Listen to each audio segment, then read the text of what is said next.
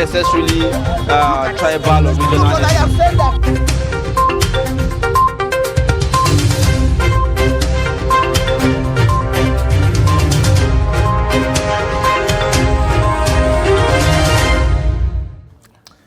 All right, thank you for staying. You're watching Daybreak on Trust TV, reaching you from Abuja. Time to take a look at the dailies on Daybreak. As always, we'll start with the Daily Trust newspaper this morning. Now, the lead story on Daily Trust says, ACF, JNI, CAN condemn Plateau killings.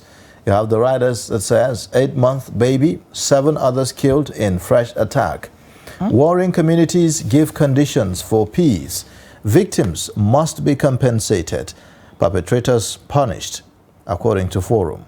Death toll rises to 30 in Benue. Now you have above the lead story, insurgency. Zulum bans metal scavenging in Borno on page 25. Exporters target 3.1 trillion naira from hibiscus flowers to Mexico on page 19. Murik knocks Adeleke over 7 Muslims, 17 Christians exco on page 6. You have ailing Akeredolu extends medical leave indefinitely on page 25. 4 arrested for stealing dogs in Kano on page 17. 2 months after court judgment, dismissed NDA cadets still await reinstatement on page 3. And then lastly, APC crisis, uncertainty over Adamu's fate on page 26. These are the main stories on Daily Trust. Now let's take a look at the Punch newspaper. It has a lead story that says fuel smuggling persists in borders despite subsidy removal. This is according to the customs boss. And then we have a rider that says customs CG rejects border patrol. Others crack down on fuel smuggling cartels. NNPCA intercepts Cameroon-bound vessel laden with 800,000 liters stolen crude oil. We also have Lagos Airport runway lights stolen, 7 suspended. Faisal will pay for working against Atiku PDP. This is according to a NEC member. NLC meets governors over fuel subsidy palliatives. We also have PDP demands transparency as Akeredolu extends sick leave. Lagos vigilantes torture colleague to death over phone. And above the masthead, we have it's illegal for National Assembly to fix members' pay. This is according to former President Olusegun Obasanjo. EcoBank asks First Bank of Nigeria to reject Otudeko's share acquisition. We also have Tinubu can't appoint everybody minister. This is according to Abdullahi Adamu, the APC chairman. These are the major stories on the Punch newspaper for today. All right, now let's take a look at the Guardian newspaper. On the Guardian, you have the lead story. Nigeria flares $3.9 billion gas in 4 years amid population revenue leakage concerns. You have all the details on page 6. And then PDP governors meet as internal crisis heightens. Why Nigeria remains country of concern in obnoxious wildlife trade. EcoBank urges FBN against ratifying Otudeko's share acquisition. Well, these are the main stories on The Guardian this morning. Over now to Vanguard newspaper. It has a lead story that says corruption's ugliest face was under Buhari. This is according to Bishop Kuka. And beneath that, we have presidential poll. APC already preparing for rerun, according to Labour Party. Anambra prepares for flood, trains 120 health workers. And we have Delta community laments gas leakage. Beneath that, this is from INEC, court halls trial of suspended Adamawa Reg, Yunusa Ari. And above the masthead, we won't pay compensation for illegal structures, Governor Eno wants.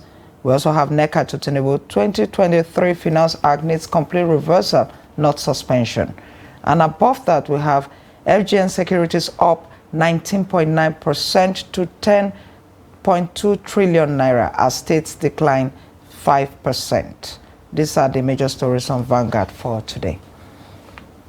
All right. All right, now let's get some more perspectives on some of the stories that we have this morning. We have in the studio Dr. Theophilus Abba, the Director, Daily Trust Foundation. Thank you so much, Doctor, for joining us on Daybreak this morning. Thank you very much. Thank you. Thank you. All right.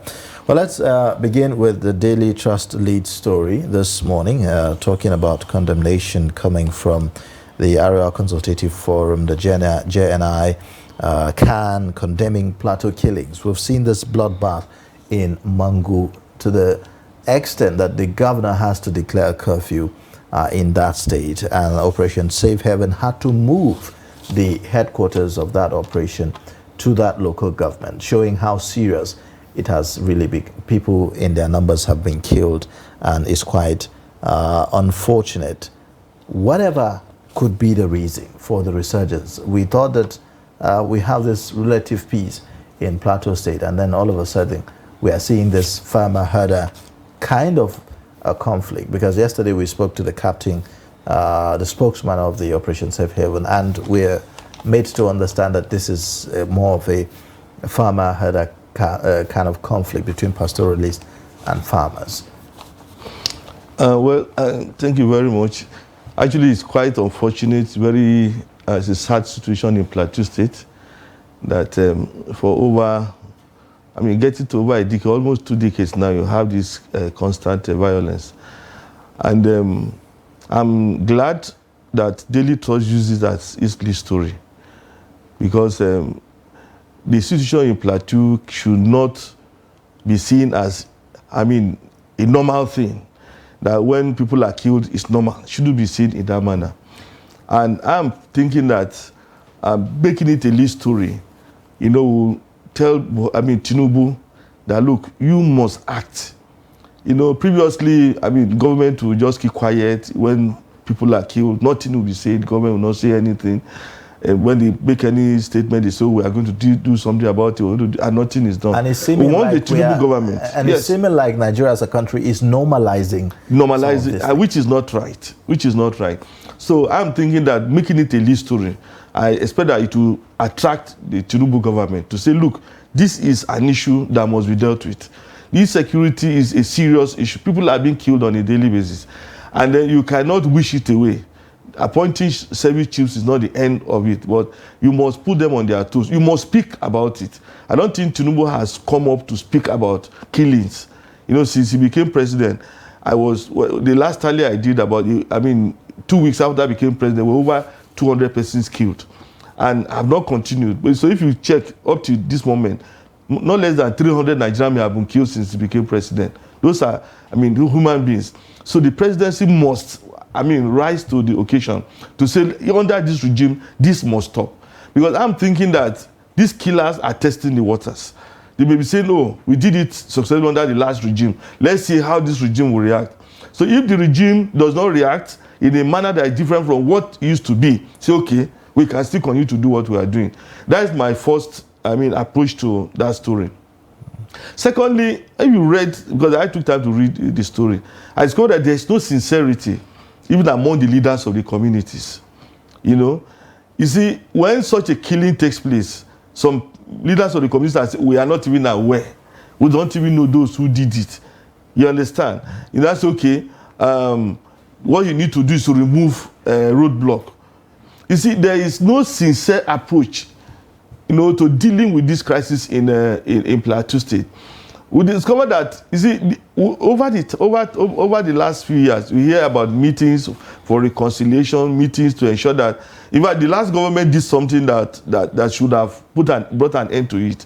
He said, look, if your cow was killed or stolen or rusted, instead of to go and fight, come to me. We will find a way of compensating you. He did that. And a lot of money went into it. People even say, look, money was stolen in the name of that in order to bring an end to crime. But it didn't happen. So I'm feeling that, you see, instead of government to wait for another, killing to take place before they act, they should, take authority. Security agencies must be on top of the situation. They must ensure that the warring forces are brought to book. You see, this will go, the killers, they are always unknown. Even those who are known, they are never arrested. And when they are arrested, we don't know what happens to them. So they will regroup and do it again. Dr. But I'm thinking that... You know, you were talking about in that story that the leaders of the communities are not being sincere. Yeah. But in that same story, the leaders of those communities are accusing the government, the current government of Kaduna State, of Plateau State, I beg your pardon, of not showing sincerity.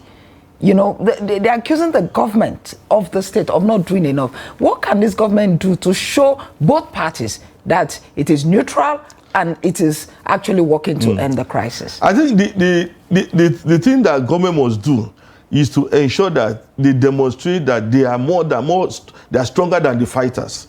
You know, because as long as we allow people to go and kill, then react later.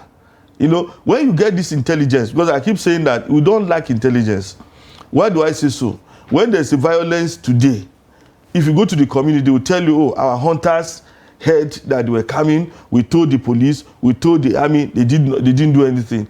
Oh, they wrote a letter to us. Oh, we're in the market and somebody from their group said they are coming to deal with us. You know, you understand? This intelligence information, they just fly from one place, but not much is usually done. You see, and the security agencies, if they would, take proactive steps, some of these things can be halted. Now we're hearing that some of the fighters were mercenaries. How did they come in? You know, if they are mercenaries, they move from one location to another. There are policemen on the way. There are, roadblocks. There are, military men on the way. You know, why were they not intercepted? We hear that they come from outside Nigeria. So if they come to do the destruction, how did they escape? Why is it that nobody could arrest any of them? These are questions that they must answer. But then I know that, I feel, let me put it that way, that if the presidency will say, no, we have to put a stop to this. If there is violence in the area that you command, you are losing your job. Even if it is the police, DPOs, or the area commanders that are put on their toes, that look, if there is killing, if we hear of killings in your area of command, we are going to sack you. Or we are going to remove from that place. I'm telling you, most of them will be on their toes. Because from the little we know about the police, they know so much. The Nigerian police is effective in intelligence gathering.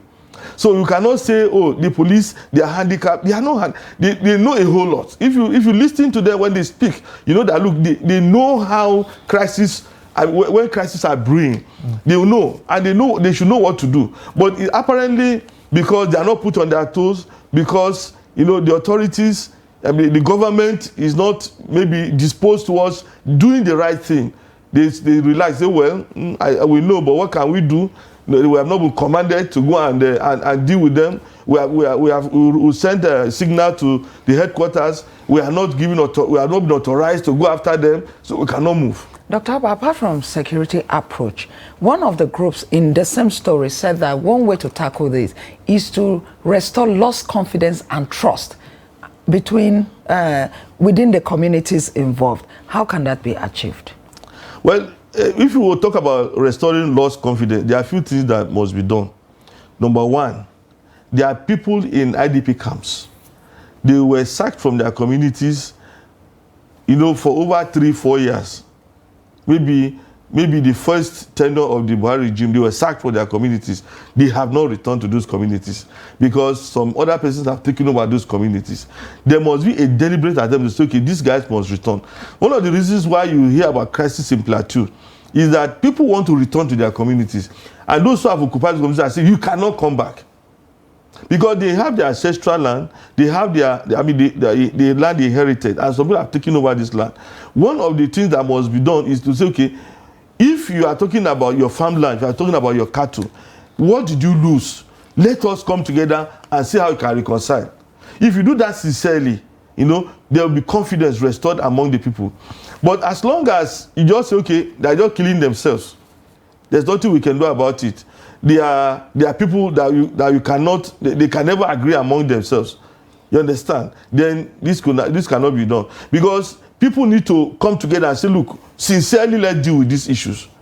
Sincerely, let's speak our minds. But as long as you pretend as if, well, there's nothing we can do, you pretend as if, well, these people are having an upper hand, we are happy. The other guys will have an upper hand, we are happy that they now have an upper hand, and you allow them to be struggling among themselves. This cannot, and the people can do this, one, the government, two, the security agencies. So the neutrality must be demonstrated by security agencies. Because if the security agencies look the other way, and people find their enemies, let me put it in quote now, coming to kill them, they want to retaliate because they know the security agencies will not defend them, because they will not support them. But the reason why we have a government and security agencies is for us to be protected. But if you are not protected, you find a way of protecting yourself. And just while we're talking about Plateau, in Benue, nearby, militia has attacked local government and killed over 30 people as well. Over 30%. And it's the same story. You see, like I mentioned earlier, if you go to that part of Benue State and you go to the police locations, either at the DPO of the maybe district or local government, what do you call headquarters, if you talk to the policemen, they knew that this attack was going to take place. They knew that there was a plot to attack. Because if you get close to the police, you know that they know a whole lot. But then they wouldn't do much. Because maybe somebody has not authorized them to stop it. Somebody has not given them the instruction to attack if they need to attack. You know, so it's like people are left to their fate. And that is not how to run a system. The people must have a sense of belonging. They must know that government cares for us. They must know that you can't just kill people and go scot-free. You kill 30 persons, nobody is arrested. It doesn't happen in civilized societies. Right. And we cannot allow it to continue in Nigeria. All right. I would like for us to take a look at another story to get your take on it. And this time around talking about if you like, a statement that has now generated a lot of interest by Bishop Matthew Kuka, talking about the former administration of former President Muhammadu Buhari, where he said that Nigeria witnessed the ugliest corruption phase, the ugliest phase of corruption under the former administration of President Muhammadu Buhari. We also had the former President Olusegun Obasanjo there also talking about the fact that the members of the National Assembly do not have the legal right to determine their own pay, to determine the pay of members. All of this at the 60th 60th anniversary, sort of the call to bar of Afe Babalola SAN. So some of the conversations coming out of that, I would like to get your take on that.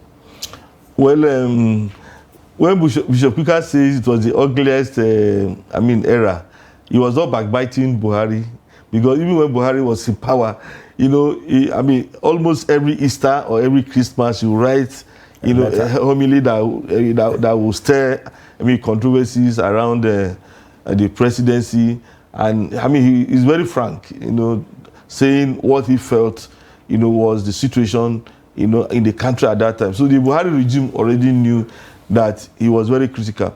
But then it's not only Buhari regime that Kuka has criticized. Right from, let me say, 1999, he has not spared any government. I don't think he spared the Yar'Adua government. I don't think he spared the Jonathan regime, and I don't think he spared the Buhari regime. And I'm thinking that he may not spare the Tinubu regime, because he's very frank. He's somebody who tells you what is on his mind, So I think that is good for our society, because if people are not frank, if people don't express their mind, you wouldn't know, how to ensure there are corrections in the society. But then I want to make a point, now, to say that, you see, we don't know the extent of corruption that took place under the Buhari regime. We don't know the extent of corruption yet, because no one has come up to say, okay, this was the corruption in this sector, this was the corruption in that sector. Nobody has come up to tell us clearly. So what he is saying is actually not based on empirical evidence.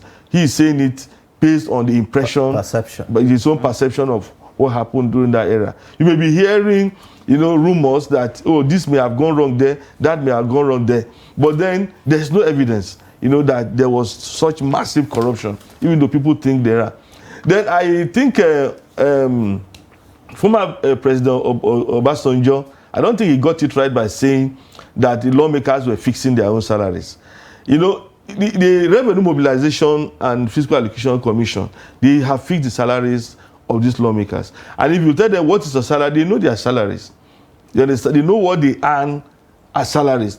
But then the issue what we criticize when we talk about what the National Assembly members earn is actually the multiples of allowances, some of them that need to be retired, which don't get retired.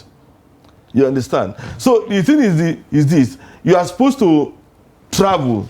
There's an allowance for you to travel, to your constituency, to travel abroad for a training, to travel abroad for a program, to do a project. There are allowances like that. For you to buy newspapers, for you to buy fuel, and all this. They consolidated wardrobe and all those things. They consolidated this and it's run into some millions, maybe 10 million, 15 million, and whatsoever. Now, the problem is that this money is not even always retired, but they are supposed to be retired. I think that is the major problem with the National Assembly. And you are okay if you say you bought newspapers. Let us see the receipts. Dr. Abba, do you truly believe that a day would come when we'll see that kind of transparency, where that kind of retirement will be seen? No, it's the system. You understand? It's the system. For instance, if you are a senator and you have a secretary who buys newspapers for you, the secretary keeps record of the papers he or she buys every day. You understand? That is if you want the secretary to keep that record. No, even the system runs, because the problem we have in Nigeria is not it's not like we don't know the right thing to do. It's just that the system is not allowed to work. I think that's what you are driving at. So if the system works, even the money for this part will not be given to you. To be given to your secretary, or the supplier will be paid. But there was one retirement I saw, very funny retirement, where a senator said he was buying about 50 newspapers on a daily basis. How many papers do you have in Nigeria? So you have the money for 50 papers retired. You understand? And you willingly bought the 50 every day. Of course. Then there was another one. There was a weekend he traveled abroad with about 2 or 3 of his aides, came back. That's the weekend he was in his community doing community project. Doing meeting his community members. You understand? Then you see, so you look at the date. You were abroad, flight ticket and blah blah blah were there. Then your community, you were meeting with them. So the whole thing was just not. It didn't make sense. When I saw that, I was scandalized. I said, but how would any right-thinking person retire? Retire these things in this format. But even that one retired. But if you look at the general account, many of them don't retire these things. They just collect this money and that is the end of it. So what I'm driving at is that their salaries are fixed. You understand? But those allowances that they don't retire, I think that's what the former president is talking about. And we need to, put in place a kind of system that will ensure that things work the way they should work. Look, if you are buying newspapers, why must you, being the senator, buy the newspaper yourself? This wardrobe thing, do you really need the wardrobe? If there are things that you can weed out of whatever they are earning, and then they will still live their lives as senators, they will still do their job as senators. But who does that? That's the thing. What's the framework to do that? What's the who has the mandate to do that? Well, I think I'm thinking that if from the presidency, because this has to do with morality, and I think that is the word that the former president used, the moral issue. It's not even a legal issue. No, he said it was illegal and immoral. Illegal because even when the auditors, audit these things and they come up with, report that, these things were not properly done, nobody looks at the auditor's report. So I think that if we begin to say, okay, let's look at the Auditor General's report and let's deal with every default that is found in that report. When people are punished, let me put it that way, when people are punished, they will begin to say, okay, I have to do the right thing. But when people do things recklessly and nobody cares, one of the powerful committees is the Committee on Public Accounts of the National. Supposed to be one of the powerful committees because they receive the report of the Generals of the Federation annual report. They are supposed to look at this report, call the people who are defaulting to order, but they don't do it. So as long as people are not punished, as long as people are not denied any convenience for the offense, for the crime they commit, they continue to do it. And I think that is the major problem. Okay. All right. Well, I'll just give a few minutes for you to also comment on the seeming internal crisis within the APC. Now that all conversations are ongoing as to who becomes minister, lobbying here and there going on within the party and all that, And, you know, the baggage from the 2023 election and all that seem to be generating a lot of conflict from within the party. At the end of the day, people are saying that the chairman of the party could, you know, have to be the one to pay the price by leaving his office and all that. What do you make of this internal crisis in the APC? Well, usually when you have a new government, that is a new president, he will want a party chairman who is loyal to him. And that is from history. You know, in 1999 or in 2003, we had a party chairman. I think that was Aldogbe in the PDP. You know, at a point, the president was no longer comfortable. The Obasanjo was not comfortable with him. He had to allow him. He had to ask him to go. You know, and there were a lot of scandal around that. Later, we had Ahmad Ali, who was like the president's friend, because they had been together in the military. He was a commissioner under Obasanjo, you know. And so, I mean, they worked, I mean, without much friction, you know. And he was there until, I think, 2007 or 2008. Then, usually when you have a new president, he wants a party chairman who is either his friend or who thinks the way he thinks. And if you look at what has happened, even in National Assembly, you know, when Gospel Akpabio emerged, we say because he's from the South and he's Christian. But when they were going to talk about the majority leader, Babidele Okpeyemi was appointed. And if you know the story of Babidele Okpeyemi, he was a serial commissioner under Tinubu in Lagos State. Even though he's not from Lagos State, he was a commissioner in Lagos State under Tinubu for several years. So if that man now becomes the Senate leader, you know, you can imagine what has happened. The Tinubu people have already taken over the Senate. That is what it means. Because he will defend, the Senate leader is actually the hub in the Senate. He's the one that runs the show. He's not even the Senate president. You understand? So I'm seeing, what I'm trying to drive at is this. You see, there has to be realignment. Whatever thing we call crisis is like kind of realignment within the party structures to make sure that, oh, those who are loyal, you know, to the president, although I don't think that is the right word to use, because loyalty does not mean doing the wrong thing. But those who are loyal to the president, those that the president can trust. If the president does not trust Adamu sincerely, Adamu will not be there. And I expect him to have resigned because Adamu did not support the Tinubu candidature. He was the one who announced Ahmed Lawan as the consensus candidate in quote now of the party. So I thought that when Tinubu won, Adamu ought to have said, look, Mr. President, I'm tired, I want to go. He's supposed to have left that place. Right. And that is what is happening in the APC. Okay, well, thank you so much, Dr. Theophilus Abba, Director of Daily Trust Foundation, for joining and for your perspectives on this newspaper review segment of the Daybreak Show. We look forward to having you again. Thank you very much. And the uncertainty around the fate of the APC national chairman is where we end the discussion today on the program. In case you've missed, you can always catch up across all our social media platforms and also on our YouTube live stream. My name is Ayuba Ilya. Thank you so much for watching.